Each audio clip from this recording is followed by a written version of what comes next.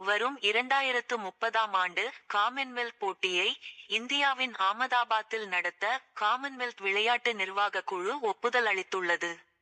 இது நமது நாட்டுக்கே பெருமையளிக்க கூடிய விஷயம் என்று உள்துறை அமைச்சர் அமித் ஷா தெரிவித்துள்ளார்.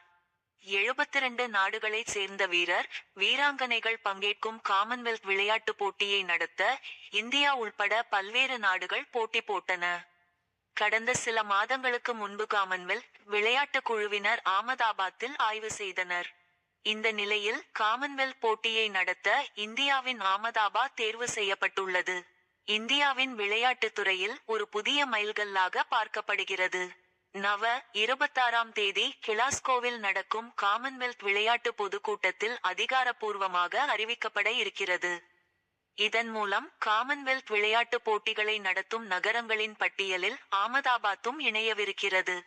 ஆமதாபாத்தில் உலக தரம் வாய்ந்த மைதானங்கள், அதிநவீன வசதிகளுடன் கூடிய பயிற்சி மையங்கள் அமைந்துள்ளன. 2023 உலகக்கோப்பை கிரிக்கெட் தொடரின் பைனல் நடந்த மிகப்பெரிய நரேந்திர மோடி மைதானமும் அமைந்துள்ளது குறிப்பிடத்தக்கது.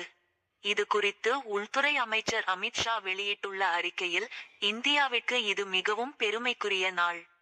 2030ஆம் ஆண்டுக்கான காமன்வெல்த் விளையாட்டு போட்டிகளை ஆமதாபாத்தில் நடத்தும் இந்தியாவின் முயற்சியை காமன்வெல்த் சங்கம் அங்கீகரித்ததற்கு இந்தியர்கள் அனைவருக்கும் மனமார்ந்த வாழ்த்துக்கள்.